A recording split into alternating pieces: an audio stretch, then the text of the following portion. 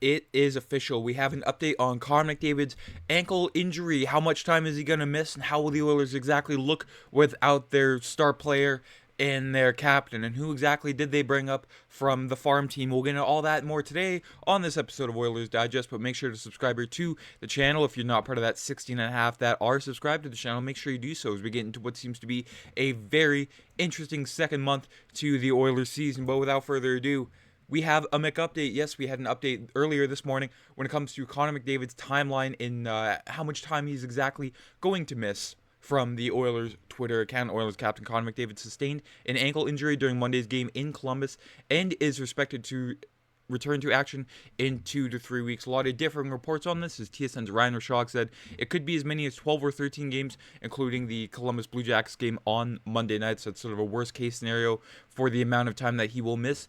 And the Oilers only won once with him out of the lineup in 6 games last season. That only win coming in overtime late in the season against the Vegas Golden Knights. And when it comes to reinforcements from the farm team, the Oilers have since recalled forwards Noah Philp and Drake Caggiula from the AHL's Bakersfield Condors, looking to crack into the lineup on Thursday night when Edmonton visits the Nashville Predators. So if there's any silver linings from this, the Oilers do get to play Nashville in their next game, and that is a chance for Leon Draisaitl to really show what he's made of without Connor McDavid. And while missing no time would have been ideal, a 2 to 3 week timeline is great news for the Oilers.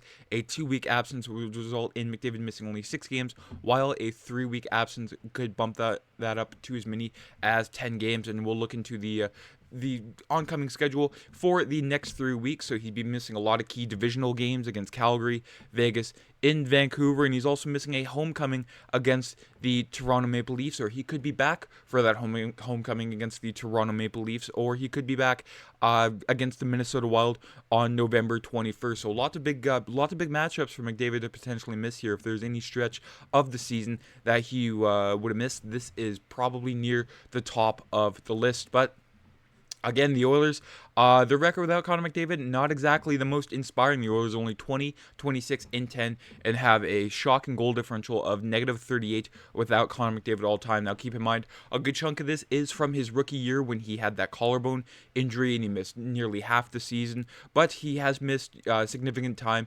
not just last year, but also in the 2019-2020 season when he had that, I believe it was more of a knee injury that he suffered against the Nashville Predators in February of 2020.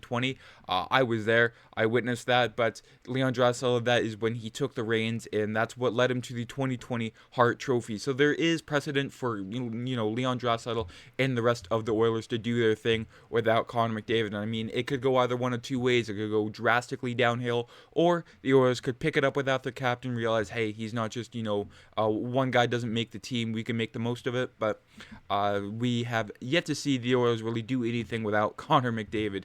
But if there's any solace, Florida Panthers captain Alexander Barkov suffered an ankle injury earlier this season as a result of a similar mechanism in which he crashed into the boards skate first. He missed 8 games for the Panthers, which gave him a 2 to 3 week timeline as well. In his first game back Monday night, he posted a goal and an assist in a 5-2 win. But when it comes to the Oilers call-ups, Noah Philp, I like that. Drake Caggiula, not so much. I mean, he is speedy.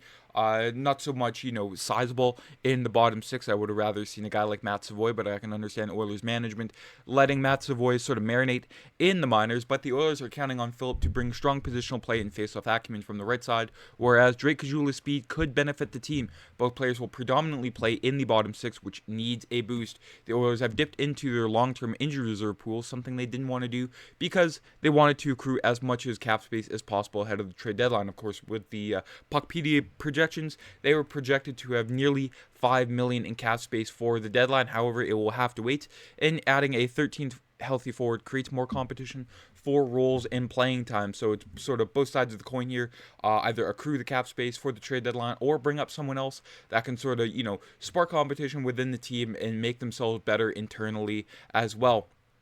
I mean, both sides have their points. Let me know down in the comments what you think about that whole situation. But promoting Noah Philp and Drake Caggiula from the minors gives coach Kris Knoblauch some flexibility when constructing his lineup. He can run out Leon Draisaitl, Ryan Nugent-Hopkins, Adam Henrique, and Noah Philp as centers, and either move current fourth center he could pivot Derek Ryan to the wing or scratch him. Another option is to have Ryan Nugent-Hopkins and Henrique in the top six and use Noah Philp and Ryan to center the third and fourth lines. Now, if you see the name Drake Caggiula and you're familiar, that's right. He was a former Oiler back in the 2016-27 or beginning in the 2016-2017 season with the Oilers after coming from the University of North Dakota. For a while there, he was in the Oilers top six regularly, went to Chicago, Arizona, Buffalo, Pittsburgh, and wound up back in Oiler colors. And he was also next to McDavid and Draisaitl at one point. If you take a look at this lineup right now and compared to the one that we have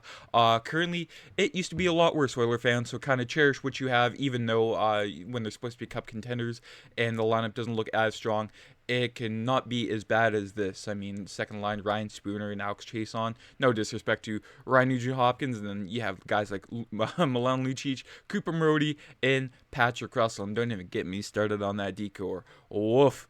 But the Oilers in Nashville, coming from Bob Stauffer of the Oilers Radio Network when it comes to their morning skate earlier in Nashville. And it's a very interesting top six. Vasily Podkolzin next to Leon Draisaitl with Victor Arvidsson on that right side. So pretty much a chance to get Podkolzin in Arvidsson, to give him an offensive boost. I mean, a good chunk of that top six has just been snake bitten to no end. I mean, Arvidsson, Zach Hyman, Vasily Podkolzin, but the bottom six there, the only line that is not touched from, the previous few games is the third line with Matisse Janmark, Adam Henrique, and Connor Brown, and then Drake Caggiula and Derek Ryan are sort of rotating on that fourth line with Noah Philp and Corey Perry. It'd be interesting to see a fourth line of Caggiula, Philp, and Perry and give Derek Ryan the night off. Again, no disrespect to Derek Ryan, but he's getting up there in age. If they rotate Caggiula and Ryan, that could benefit both of them in the long run. And then when it comes to the defensive side of things for the Edmonton Oilers, it is a bit questionable when to get past Ekholm and Bouchard. Again, they are trying out Nurse and Dermott on that second pairing. Not exactly a fan of that. If there had to be a second pairing, Nurse and Stetcher, in my eyes, it worked just as well. And then Kulak in Emberson is the quintessential third pairing for this Oilers team. But Emberson and Stetcher are rotating on that third pairing. And Calvin Pickard gets the starters net this morning. So this will be his second game against the Nashville Predators this season, as he faced them no less than 2 weeks ago in the same arena, Bridgestone Arena. And Jack Michaels had some power play news. He says, looks as though Pickard starts tomorrow in Nashville. The first power play unit seems to be Matisse Ekholm and Evan Bouchard at the points with Leon Draisaitl, Ryan Nugent-Hopkins, and Zach Hyman. So the Oilers running two defensemen with Ekholm taking the place of Connor McDavid. That's it for today's video. Let me know down in the comments what you think about the whole call-up situation. Would you have called up Matt Savoy over a guy like Drake Caggiula? Are you worried about the Oilers without Connor McDavid? Let me know down in the comments. And have yourselves a very happy Halloween. Take care. I'm Matt.